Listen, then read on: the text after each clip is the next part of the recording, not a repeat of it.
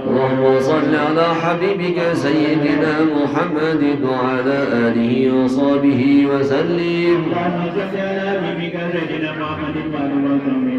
اللهم صل على حبيبك سيدنا محمد وعلى آله وصحبه وسلم.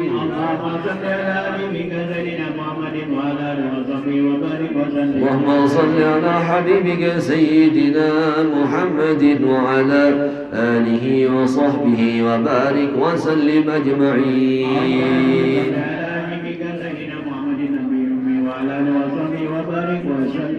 آمين يا الله. بسم الله الرحمن الرحيم. الحمد لله رب العالمين. اللهم صل وسلم على سيدنا محمد وعلى آل سيدنا محمد. اللهم اجعل واصل الأرض وبلغ وتقبل ثواب ما قرأنا من القرآن العظيم وصلينا على رسول الله صلى الله عليه وسلم ومحلنا من قول لا إله إلا الله ما سبحنا من قول سبحان الله وبحمده وما كنا من الله خيرات في هذه الساعة البركة هادية واصلة ورحمة نازلة وصدقة متقبلة نقدمها ونهديها إلى روح رسول الله صلى الله عليه وسلم وإلى روح آبائه وإخوانه بالأنبياء المرسلين صلاة الله وسلامه عليه وعلى أجمعين وعلى آل كل المصحاب والكرام والتابعين والتابعين بإحسان إلى يوم الدين ثم إلى روح الأربعة الأئمة المجتهدين ومقلدين في الدين والعلماء العاملين والفقهاء والمحدثين والقراء الفاسرين وسلف الصوفية المحققين والتابعين بإحسان إلى يوم الدين ثم إلى روح من شيخنا وسيدتنا وإلى روح آبائنا وأمهاتنا وأجدادنا وجداتنا وجيراننا وجميع المؤمنين والمؤمنات والمسلمين والمسلمات خصوصا إلى المرحوم حجي محمد أرشد بن حجي سبتا إدوار بن حجي حتمان محمد علي بن سبدو حجي حسران شاه بن حجي حسن البصري حجي ربلي بن بحران حجي أحمد بنت حجي محمد أرشد دهلينا بنت زهري اللهم اغفر لهم وارحمهم وعافهم واعف عنهم اللهم اغفر لهم وارحمهم وعافهم واعف عنهم اللهم اغفر لهم وارحمهم وعافهم واعف عنهم اللهم اجعل قبورهم روضة من رياض الجنة ولا تجعل قبورهم حفرة من حفر النيران برحمتك يا أرحم الراحمين أوصل اللهم ثواب ذلك منا إليهم أوصل اللهم ثواب ذلك منا إليهم أوصل اللهم ثواب ذلك منا إليهم ربنا تقبل منا إنك أنت السميع العليم وتب علينا إنك أنت التواب الرحيم ربنا آتنا في الدنيا حسنة وفي الآخرة حسنة وقنا عذاب النار وصلى الله على سيدنا محمد النبي الأمي وعلى آله وصحبه وسلم والحمد لله رب العالمين. السلام عليكم ورحمة الله وبركاته. بسم الله الرحمن الرحيم. الحمد لله رب العالمين. اللهم صل وسلم على سيدنا محمد مفتاح باب رحمة الله عدد ما في علم الله صلاة وسلاما دائمين بدوام ملك الله وعلى آله وصحبه ومن والاه. أما بعد ya ayyuhal hadirun, mudah-mudahan kita yang hadir semua mendapat rahmat dan ampunan dari Allah Subhanahu wa taala dengan berkat lantunan ayat suci Al-Qur'an, zikir yang telah kita baca tadi pun juga menjadi sebab dosa-dosa kita diampunkan oleh Allah Subhanahu wa taala. Amin. Allahumma amin. Karena apa? Tidak lain dan tidak bukan yang dibaca tadi merupakan seafdal-afdal zikir yang dibaca oleh seorang hamba, yaitu mereka membaca Al-Qur'an. Seperti yang dikatakan oleh baginda Muhammad sallallahu alaihi wasallam, afdalul dzikri qiraatul Qur'an. Di antara seafdal zikir adalah membaca Al-Qur'an. Dan di hadis yang lain Nabi Muhammad sallallahu alaihi wasallam beliau juga mengatakan afdalu ma qultu ana wan nabiyyuna min qabli la ilaha illallah. Paling afdal yang dikatakan oleh nabi, para nabi-nabi terdahulu ataupun aku, kata baginda Muhammad, adalah kalimat la ilaha illallah. Yang mudah-mudahan dengan berkat kalimat la ilaha illallah yang kita ucapkan, hidup membawa la ilaha illallah, wafat pun juga membawa la ilaha illallah. Amin. Allahumma amin. Dan mudah-mudahan pula kita doakan hari ini kita berkumpul dengan tujuan memberikan hadiah atau kiriman-kiriman terbaik kepada keluarga-keluarga kita yang sudah wafat meninggal dunia. Begitu juga orang-orang kita hari ini berkumpul untuk menyambung tali silaturahmi. Seperti yang dikatakan oleh Nabi, man sarrahu an yabsuta lahu fi rizqihi falyasir rahimah. Orang yang ingin rezekinya diluaskan, diberkahi oleh Allah, selalu disuruh oleh Nabi untuk menyambung tali silaturahmi. Mudah-mudahan dengan berkat hadirnya kita di sini menjadi sebab rezeki kita diberkahi, dilancarkan oleh Allah Subhanahu wa taala. Amin. Allahumma amin. Dan mudah-mudahan pula keluarga kita yang ingin melakukan ibadah umrah, mudah-mudahan dilancarkan oleh Allah Subhanahu wa taala, mendapat umrah yang makbulah, diterima oleh Allah Subhanahu wa taala. Amin. Allahumma amin. Begitu juga dengan keluarga yang lain, mudah-mudahan dapat izin dari Allah sebelum wafat melakukan ibadah haji dan melakukan ibadah umrah. Amin. Allahumma amin. Mereka yang diizinkan oleh Allah Subhanahu wa taala untuk menginjakkan kaki di sana adalah orang-orang pilihan Allah. Difirmankan oleh Allah Subhanahu wa taala, wa adzim fil nasi bil hajji atuka rijalan wa ala kulli dhamirin yatina min kulli fajjin amiq. Yang dimana Allah Subhanahu wa taala sudah menyeru melalui lidah para nabi-nabinya agar mereka melakukan ibadah haji dan melakukan ibadah umrah. Ibadah haji dan ibadah umrah menurut mazhab Imam Syafi'i, seumur hidup kita tuh wajibnya sekali, dan kewajiban tersebut pun bagi yang mampu. Jadi amun kada mampu, ya mudah-mudahan ya masa-masa yang akan datang diberikan rezeki oleh Allah Subhanahu wa taala. Amin. Allahumma amin. Oleh karenanya orang-orang kita, masya Allah, ketentuan yang sudah Allah Subhanahu wa taala berikan dan Allah Subhanahu wa taala catat untuk kita itu semua baik, asal hamba Allah memandang kepada segala sesuatu tidaklah diberikan oleh Allah Subhanahu wa taala melainkan ada hikmahnya. Oleh karenanya pula keluarga-keluarga kita yang ingin melakukan ibadah umrah, mudah-mudahan dimudahkan dan dilancarkan oleh Allah Subhanahu wa taala. Ibadah umrah ini di dalam syariat seperti tadi disebutkan, kewajibannya itu sekali di dalam seumur hidup. Ya tapi sekali ini, maksud sekali itu bukan pertama kali tulak kemudian di sana melakukan ibadah umrohnya sekali saja, kada. Karena orang-orang kita ini ketika kita sudah menginjakkan kaki ke sana, kita kawa melakukan beberapa kali umroh, bukan hanya sekali aja. Kan sebagian orang kita ini menganggap, berapa kali sudah tulak, hanya sekali. Bujur dia tulaknya sekali, tapi ibadah umrohnya sudah berkali-kali. Karena ketika kita sudah berada posisi di sana, maka dimudahkan oleh Allah Subhanahu wa taala, parak sudah lalu kawa melakukan ibadah umroh, maka orang-orang kita pun melakukannya lebih daripada sekali biasanya. Yang kata bagi orang-orang nang anom-anom, nang kuat-kuat, masih kawa-kawa, yang kata masih gagah. Kalau nang sudah uzur, jangan tapi bihimat juga, sekemampuan saja. Karena yang namanya ibadah umrah itu, masya Allah, tabarakallah, sama dengan ibadah haji, memerlukan kekuatan fisik juga. Amun kada kuat fisik, ya malah membawa mudarat kepada orang-orang kita jadinya. Jadi kita juga yang tahu, kita juga yang menyetel kemampuan kita tuh seapa, dan seperti itu. Jadi ketika kita diizinkan oleh Allah Ta'ala untuk berangkat ke sana, maka beberapa kali umroh kawa kita gawi.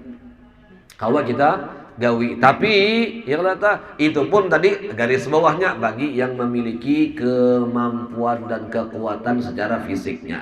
Karena ada ibadah haji dan ibadah umroh ini kebanyakannya adalah ibadah fisik. Arti ibadah fisik itu makanya orang-orang kita ini perlu memperhatikan kesehatan kita, dan seperti itu. Dan orang-orang yang diizinkan oleh Allah Subhanahu wa taala untuk melakukan ibadah umrah itu adalah orang-orang yang istimewa. Karena apa? Ujar Nabi Muhammad, al-umratu ilal umrati mukaffiratun lima bainahuma. Satu umrah dengan umrah yang lain itu menjadi sebab pengampunan dosa bagi orang tersebut. Masya Allah. Makanya kayak orang-orang kita ini kada ada jarannya bu umrah, yang kata kalau kawa tuh tulak terus umrah jaka kawa kehendak kita. Tapi karena ada faktor-faktornya, maka berdoa kita kepada Allah Subhanahu wa taala. Masya Allah, tulak ke sana dosa diampunkan oleh Allah Subhanahu wa taala. Karena ujar Nabi, al-umratu ilal umrati, tapi dosa siapa yang diampunkan oleh Allah? Orang-orang yang diampunkan oleh Allah adalah orang-orang yang melakukan ibadah umrohnya dengan benar. Orang-orang yang melakukan ibadah umrohnya dengan betul. Ya kata kada kawa pangnang kai kita ni hendak nilai sempurna tu kada kawa beribadah. Karena yang sempurna beribadah tu hanya Nabi Muhammad ya.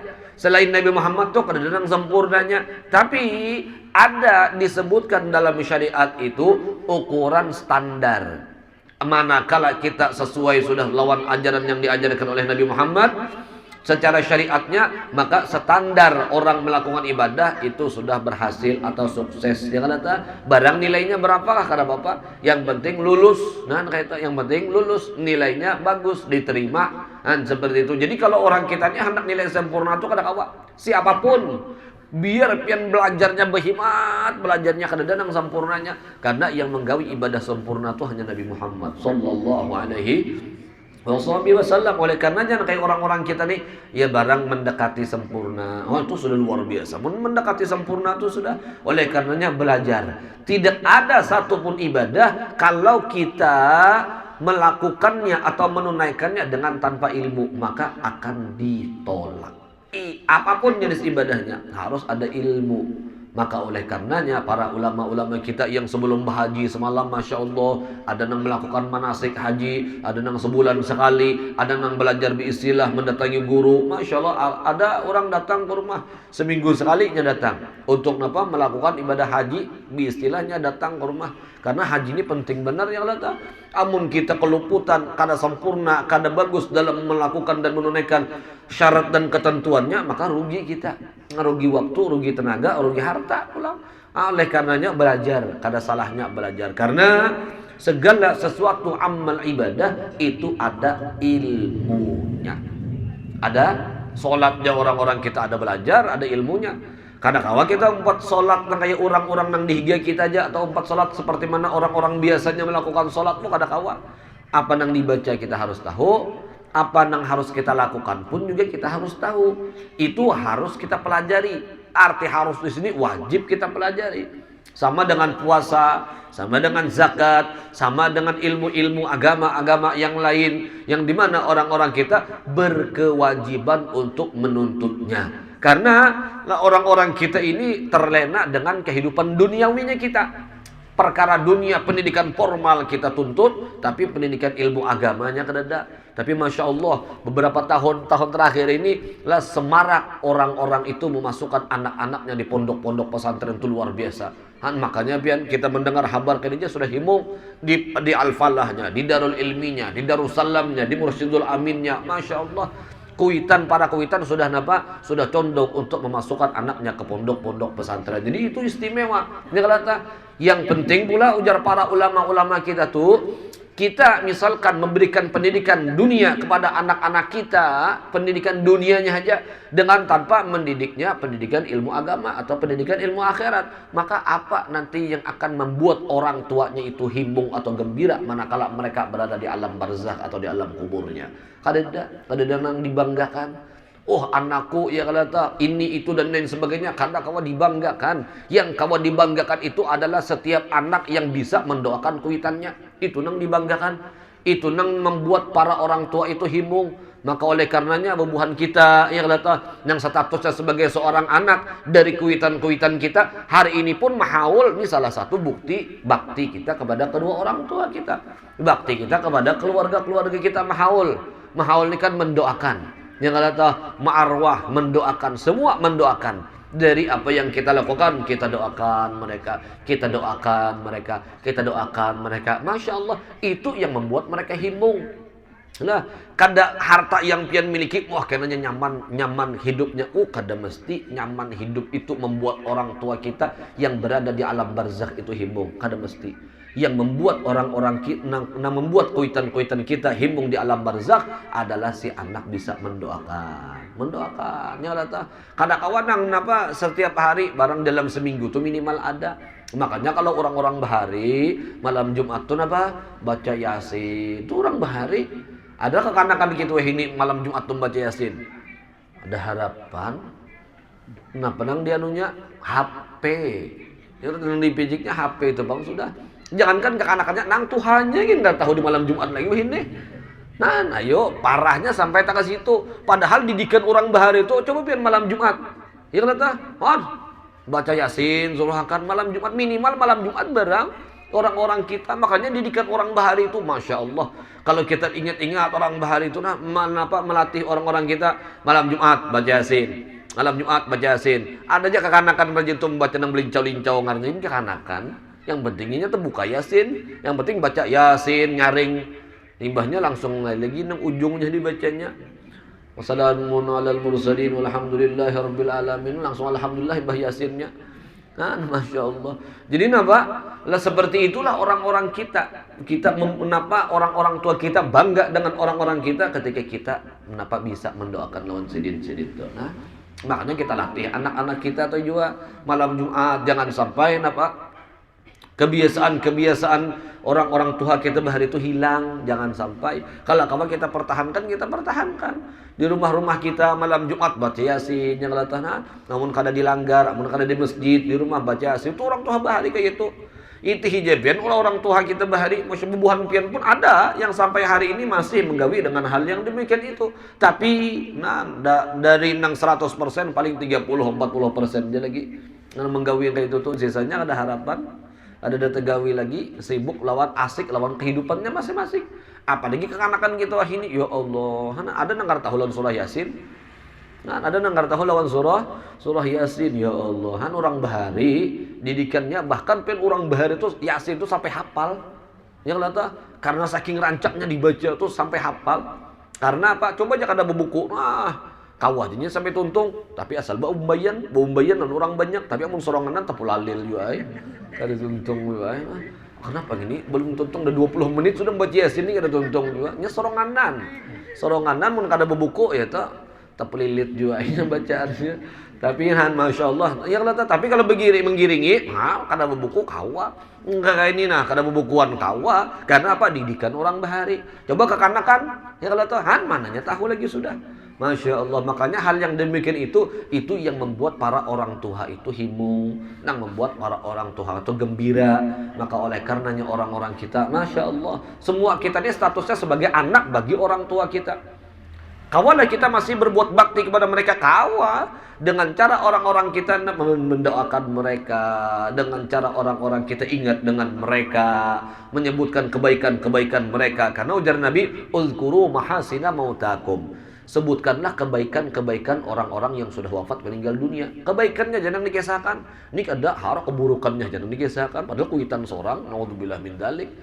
Jangan sampai kayak itu. Kebaikannya aja kisahkan. Biar banyak nang buruknya daripada nang baiknya aja kisahkan.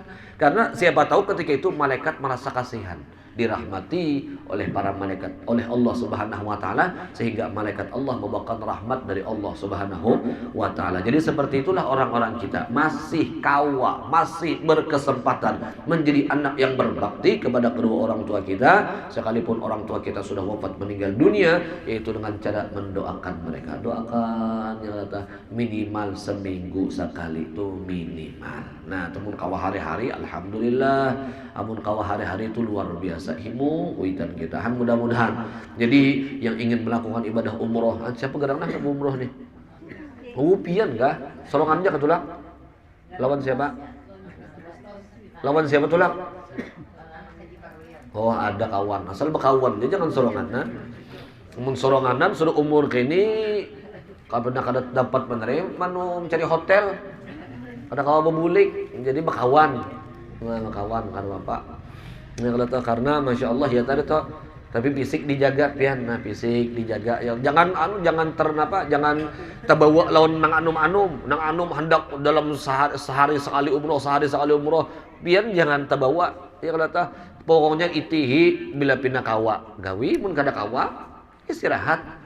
Jangan memaksakan diri, karena orang-orang banyak sudah kisah imbah di sana Masya Allah sehat, bujur sehat, tapi pas bulik banyak kabarnya juga nang kada kau apa-apa lagi, bahkan sampai meninggal dunia. Karena apa? Bihimat di sana terlalu bihimat sehingga tenaga tutup porosir pas bulik. Ada juga keluarga ulun bagian Pegustian Sungai Baru, imbah napa pas di sana asalnya tulak uyuh, pas tulak datang ke sana rasa disehatakan, lalu bihimat, imbah bihimat pas bulik kuyuhan sih.